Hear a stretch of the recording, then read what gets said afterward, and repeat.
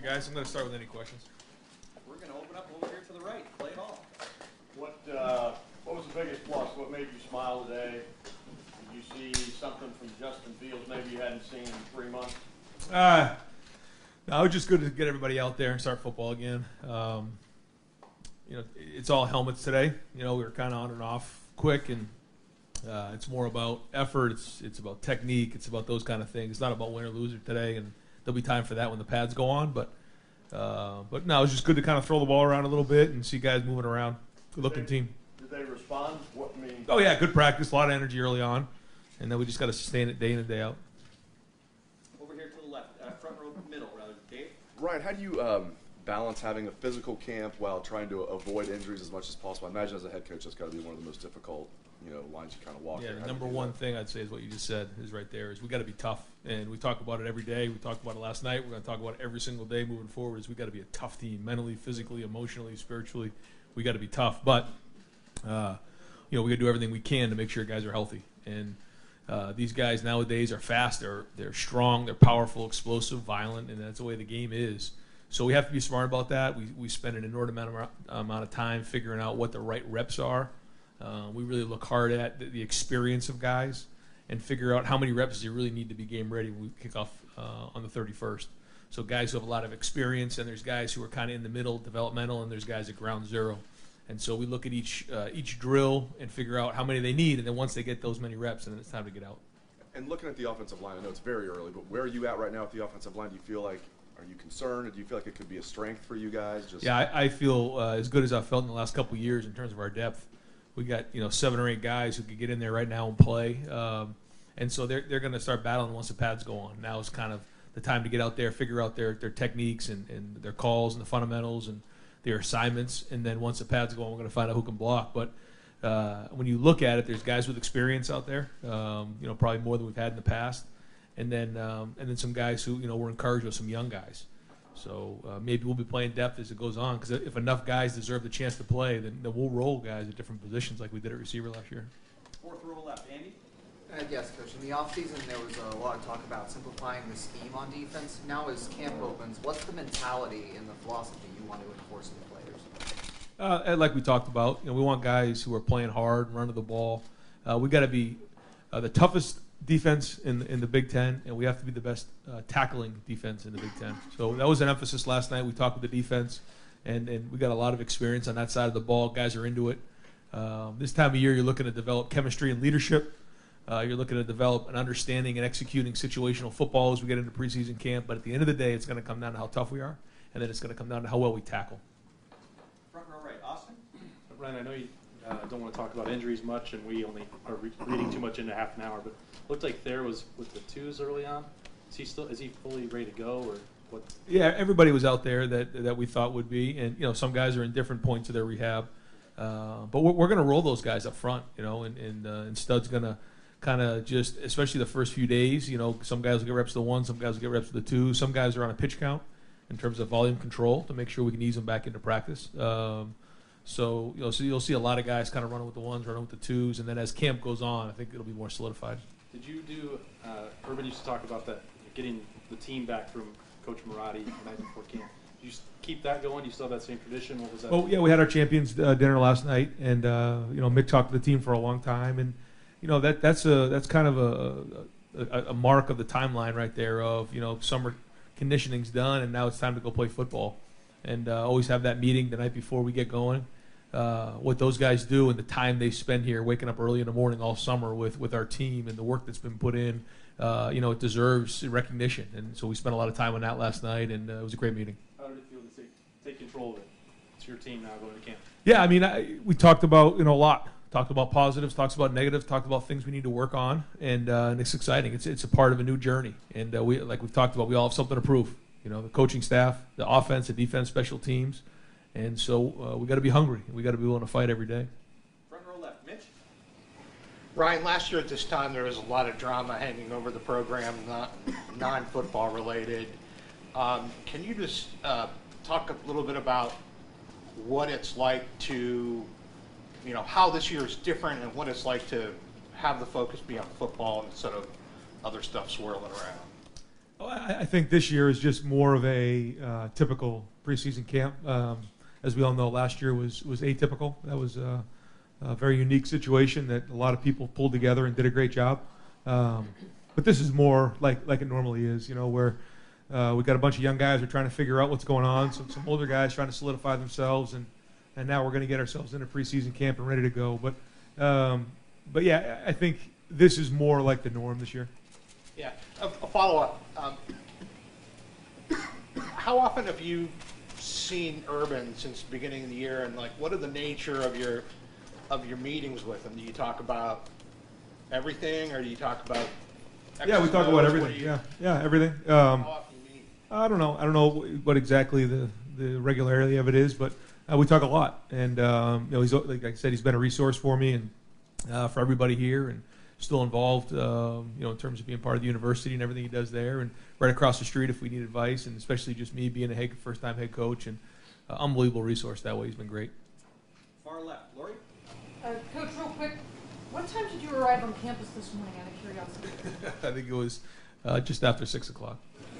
And do you feel like you have your systems installed offensively and defensively, or is that a process that has to play out as you set your depth chart and as you have fall teams roll along? I think schematically on offense, we're probably a little ahead of the defense just because we've been together longer on our side of the ball. However, we have a lot of guys who haven't played, so there's some inexperience there. I would tell you if it was Thayer Munford or KJ Hill or Luke Farrell or J.K. Dobbins, one of the guys who've been around for a while, much further ahead there. But if you're one of the quarterbacks or you're Jonah Jackson or somebody like that, Garrett Wilson, though, we're just about where the defense is, which is about, I guess, 6 months into this thing. But I feel good. I feel good about where we are schematically right now, and now we just got to put it on the field and kind of see what schemes best fit our personnel. Because sometimes you make assumptions. Even coming out of the spring, it's more about individual development. And then in preseason, you really put your team together and kind of figure out where you are as a unit, as a team. And you make assumptions thinking you're going to be one way, and then as it goes along, you figure out that maybe we need to go down this road. And so that's what the next few weeks are all about. Front row right, Bill. Last year, the quarterbacks didn't play to the standard Ohio State expects. What have you seen from Damon Arnett and Jeff Okudah in particular that leads you to believe, I assume, that they're going to be uphold that standard? And how much does the new scheme affect that? Well, I think you're looking at some guys there who are hungry, who have built a relationship with Jeff Hafley, that believe in what he's teaching. I see those guys had a great off season with Mick, gotten stronger, gotten faster, gotten quicker, but have put some time in really to really master the techniques that Jeff is teaching. And so, even today, just watching them out there, they're in a good place. I think they're really owning the technique and understand they have to play with technique. And so, again, we'll see once the pads go on and the games start happening. But I would be disappointed if all three of those guys weren't really good this year. And you've been asked this a million times, but can you again just kind of give your assessment of the quarterbacks and what the situation is there? I mean, most people assume Justin's clearly going to be the guy, but it's a matter of time. How would you describe It's the same thing. We just got off the field from day one, so it hasn't really changed since a couple weeks ago when we talked about it. I mean, guys are all going to get reps. We're going to roll guys early on, and then based on how they play, we're going to kind of create a little bit of a depth chart and go from there. Third row left, Dan. Ryan, you were asked about last year, but just how much do you draw from that opportunity that you had to be a head coach of a fall camp last year as you go into your second fall camp? Yeah, big time, because now this is the first time since I've become head coach where this is the second time I've done something. So when we had the meeting last night, that was the second time we did that last year. First practice on the field, we did that last year. So that's good to draw upon. Check your notes, some things you said, things you did, and so that helps because again, it's not the first time doing it. So good day today, and we'll just keep building and check our notes as we go. How much of an advantage is that to now be at that point where you feel like, okay, I've done this before, and it's not all hitting you like it's just new? Yeah, I think in that again very unique situation, there was a lot going on and a lot getting thrown at me and the whole offense and defensive staff, and so we had to kind of manage it the best we could. But again, this year it's more like it is, which is you plan ahead, you put the practice schedules together, you put the the training camp schedule together. You kind of organize that with a lot of thought ahead of time, and then you just go about the business of executing it now that we're here. Third row right, Art. Hey, Ryan. I know that you had some evaluations of the quarterbacks that you brought in this summer, but seeing Gunner out there for the first time in practice, what are your impressions of him? I know that quarterback depth is probably one of the top concerns on this team. Yeah. I just didn't know when you got him out there, saw him with your eyes, like what your initial. I was impressed. I thought, it's hard to know until you're really out there as a quarterback, until you play. And it was just in helmets today, but in a short period of time, I think he's kind of picked up the offense pretty quick. I think he can diagnose and see the field, kind of has a good feel for it. So that was a positive. I thought he kind of moved the ball around pretty good today, made good decisions. And once he gets more reps under his bed, I think he'll get more and more comfortable and play with more confidence. I'm sorry, I know this just has to. Do you have a plan for how you want this to go in terms of naming a starting quarterback? Like how many practices is there like a idea in your head of how you want this to happen? No, because you just don't know what's going to happen. I mean, once you practice, anything could come up. A guy could step off the curb tomorrow. So you don't know. So you have to get as many guys ready to roll as you can. We want to get 3 quarterbacks ready to be able to play in a game because you just don't know what's going to happen. Crazy things happen. You like to think that everyone's going to stay healthy. The reality of it is, when you look at the numbers around the country, that doesn't happen. So you have to get people ready. And then as it goes and guys start to step up and declare themselves, in certain positions, then we'll go from there. But typically the first couple weeks are more just competing, learning the offense, get to maximize yourself, and then the chemistry starts to build as you get into that third week. Second row right, Tony. Ryan, what's your philosophy on captains? How many are you looking for? When will that happen? Yeah, we usually do that in preseason. We kind of get through the first week and then kind of let the players vote on it. So we did last year, and then based on how the voting comes out, then we'll try to decide. I mean, sometimes when there's really good leadership, you can find yourself with maybe 4 or 5 captains. Sometimes maybe 1 or 2. And so we'll kind of do the same thing this year. We'll let the team vote, kind of see what the votes, how they come in. You like to have a couple on offense, a couple on defense. Ideally, you'd like to have a couple guys up front and then a couple guys in the back end with the skill guys. I mean, that's the ideal situation. But we'll see how the vote comes through, and then we'll decide from there. Do you have the deciding vote? Yeah, so the coaches in the end, I think once we get the numbers, we get together and we figure out, okay, here's what makes sense. And the guys who get a lot of votes, they're the ones that'll go in. And then if there's a gap in there, we just decide how many we want to go with from there. Yeah. And Mickey is very much involved in that as well. Right next door, Tom. No, you're good. Okay. Second row right, Bill. Ryan, you've talked a lot basically throughout the spring and summer about how much you all have challenged JK. And I think on social media you guys posted the guys who were Ryan Buckeyes, he was one of them. I'm just wondering what you think of the way he's responded to the challenges you've presented him so far. It seems to me like he's very serious right now. I believe he lost 4% body fat, which is significant when you look at him because there's not a lot of that, a lot of body fat on him. So that means he really worked hard this summer. But it's yet to be seen. We'll have to see how he does. I'd like to sit here and tell you I know what it's going to look like. I don't until we start playing games. And we talked about it last night in our offensive meeting. We talked about how he's got to make 3-yard runs, 5-yard runs, 4-yard runs, 6-yard runs. And then before you know it, you start leaning on teams. You can come out the back end and the home runs will hit naturally. And so he's got to run with his pads down. He's got to run hard. But then the other guys in that room got to pick up the slack for him too. Master Teague, DeMario, and then 2 young freshmen. They got to step up and they got to bring depth there because he's not going to be able to do it all himself. It's a long season and we play pretty fast, and so we're going to have a lot of snaps every year. And so it's about that room, and then JK's the leader of that room. I was going to get to that because as much as you've talked about how much you're going to have to rely on JK, how much of that is you don't quite know what there is behind him just yet with Master and Marcus? Well, it doesn't matter. Those guys are going to they don't have a choice. Someone's going to have to step up. So we're not just going to put JK out there like that. So one of those guys has to step up. Now, who's it going to be? Who wants to get the reps? Who wants to be the guy who gets those backup reps? They'll be dependent on preseason. But someone's going to do it. It's not like we're going to just put JK out there because we don't have any depth there. I mean, we've recruited well. Those guys are very talented. They're good kids. So somebody will step up. Third row middle, Tim. Yeah. Number one, Ryan, is the beard, is that a preseason camp beard, a playoffs or bust beard, or is it going to stay? Well, I had one going before Big Ten Media Day, but then I figured I was going to shave it for that. And then I said, a preseason camp, I'm going to let it go. maybe for a week or so, and then I'll get rid of it again. Yeah. As you sat there and watched the quarterbacks today, do you feel a lot better about what you see than maybe you did 2 months ago? I mean, what's just your sense of the group?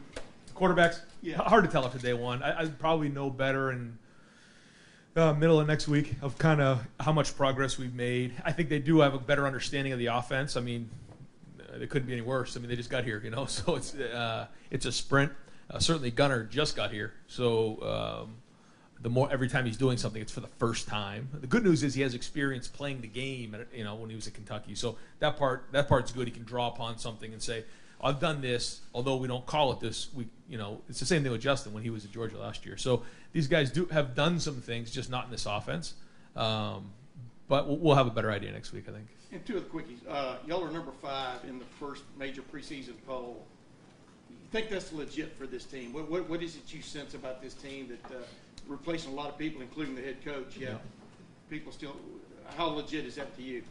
Well, I think there's obviously respect for the program, respect for the talent that's been recruited here, and respect for the guys who played last year who are back here, respect for the coaching staff, respect for a lot of things. But truth be told, we haven't done anything. And like I said, we got to prove it. And what really matters is what it is at the end of the year. And so we got to do it. We got to prove that we're the best team in the country, and that's what we got to go about the business of doing every day. And the last thing, Chase Young seems to be asserting himself even more leadership-wise and stuff. What have you seen just over the last 2 years changes in him? He's a very likable young man. He, the guys like him. He's got a great, happy-go-lucky personality. But I see a little more seriousness now. I think he knows this is his time to really step up and be a leader. And time goes fast. Talked to the freshman about that the other day. Seniors always say, "Man, this went fast." Well, I'm just telling you, it's going to go fast. And I think he understands that. Is that this is a huge year for him. And every team that comes together, you only get 1 year as that team together. And then things change. People go on to the NFL. People graduate. Coaches leave. Whatever it is. So this is our one chance in this year to go be special. And I think he realizes that, and he's going to take advantage of it this year. Front row left, Doug. Were you a captain in college? I was. What'd that mean to you? Being a captain is just the respect of your peers that you go with every day. It's one of those things you remember because what you think you are is one thing, but then when your peers vote you to be captain, then there's a certain respect, and it means a lot. You talked at Big Ten Media Days about the idea of you're going to have a green quarterback, especially for the first 6 weeks before that bye week. How does that realization sort of show up now? Is there something in how you practice, anything you said to the guys? I mean, you told it to us. It's obvious. You're going to have a young quarterback. But what does that mean in how you guys approach things? Well, I think everybody understands it. I think that people have to pick up the slack around them, and whether it's guys on defense, special teams, a run game, whatever it is, I think they all understand what that means. And our plan to win has not changed here. And the first thing in the plan to win is play great defense. We have to play great defense, and playing great defense for the offense is understanding field position. The second thing is no turnovers, and understanding that we can't put the ball and give the ball to the defense. We can't turn the ball over. And then it's scoring touchdowns in the red zone and then special teams. And so if we can hang on to those things right there as we allow the quarterback position room to grow, then we'll be okay. If we start to struggle in any of those areas, that's where we're going to run into issues. So play great defense, can't turn the ball over, and create turnovers. We have to score touchdowns. We're in the red zone, do a great job down there. And then we also got to play really good in special teams. And all the work the guys put in the offseason, and the Champions Dinner, and Gold, Red, Blue, and Iron Buckeyes, and all the stuff, the way you reward them. When you get into preseason practice, how much does that stuff carry over? Do guys earn spots at the beginning of camp based on you kick butt in the offseason and then the competition is on? How much does that, in your football evaluations now, how much do you consider all the work they put in the offseason? Yeah, I mean, naturally what ends up happening is the guys who are gold guys, they find ways to be leaders. They find ways on the field. They find ways to make an impact. But then also it goes to show you, like, we take care of those guys in certain areas. Like for instance, when we go to the hotel next week, the guys who are gold guys, they'll actually have their keys. If they need to go do something, they can go to the drugstore if they need to get something or whatever it is. We allow them to do those type of things. We treat the gold guys a little bit different because they're doing everything the right way. And so that carries over to the season as well. And it's almost like a everyday thing is that if you're blue, red, or gold, you get treated a little bit differently. And then that's why guys fight to get themselves into that gold position. And you get treated a little bit differently in the battle for playing time? Well, I think, from academics to off the field to Coach Mick to the position coaches, when you're a gold guy, I mean, you're going to be front line. Now, you have to go win. It's not going to guarantee anything. And, it's like we say all the time, when you run a race, everybody runs a race, but somebody wins the race. And you got to win the race. You got to win a position. You got to win the game. And so, yeah, sure, those guys are treated like gold around here, but at the same time, you still have to play the game. You still have to win the position. Third row right. Kyle, you got time for just a couple more, folks. You kind of touched on this earlier, but in Chicago, you said ideally one of the quarterbacks would kind of separate and you'd have a starter then. Are you and Mike kind of approaching this as like it's a 2 or 3 week competition? Yeah, I think so. Yeah, I think after the first week, we'll kind of come up for air after the first scrimmage and say, okay, where are we? Is there that much of a gap right now? And then after the second week, there'll be another scrimmage. And at that point, we'll kind of get an idea where the gap is. And if it's not a big gap, then we'll just keep it going. And the minute it separates, then that's when we go ahead and name it. But naming a starter right now, naming a starter in a week doesn't give you anything really. We want to make sure that guys are competing and we're getting everybody developed so that we have 3 quarterbacks ready to roll if we need to go play all 3. Jerry, go ahead, I'm sorry. Jerry gave us a tour of like the new stuff in the facility. Just in like this modern era of recruiting, just how important is it to kind of have among the best? Yeah, stuff? unbelievable. Yeah, the new addition is huge for us. It's really catapulting us in recruiting, which is really important. We say that we give, and create an environment which was one of the best in the country in terms of taking care of a student athlete, on the field, off the field, like everything here, and then, emotionally and socially. And so something like that is huge. Guys can come in here, they can spend all day here, play arcade, shoot baskets, play on the golf simulator, they can recover on the cryo. They can go upstairs, watch a movie, whatever it is, play pool. They can spend all day here, which is what we want. We want them to feel like this is their home. Front row left. Steven, did you have your hand Yeah, up? Coach, just following off what Doug was asking about the gold, the red, and the blue. The program has been put in place with Coach Meyer for 7 years, 8th year now with yourself. He made it sound like blue was just you're one step from being out the door type thing is kind of the way he portrayed it. Do you have many people at this stage, after this program has been established for so long, that are in the blue category? Or Well, we actually put the freshmen and the young guys, anybody who's new to the program is still in blue too. So it's actually a bigger number than you think. If you've been in the program for 2 or 3 years and you're still in the blue, that is bad. Yeah, you should not be in blue if you're in year 2 or 3. Something's gone wrong. You should at least. Those guys right now? We don't. No, we don't. Most of those guys have moved into the red, and then a bunch of them moved into gold. Front row left. Steven? Follow up on that for sure. Are there any underclassmen who may potentially be in the gold that you want to point out? No, nobody offhand. There's a lot of young guys who are talented who, they just have to prove themselves. It's like anything else. They're here and just have to prove themselves on the field. They got to prove themselves off. And second, you keep talking about the fact that the other positions around the quarterback kind of have to step up while there's a learning process. How quick does that learning process have to be? Is there like a week where, okay, that learning process needs to pick up a little bit more? No. It's every day. It's every day we got to go. And then it's not going to be done week 1, week 2, week 3.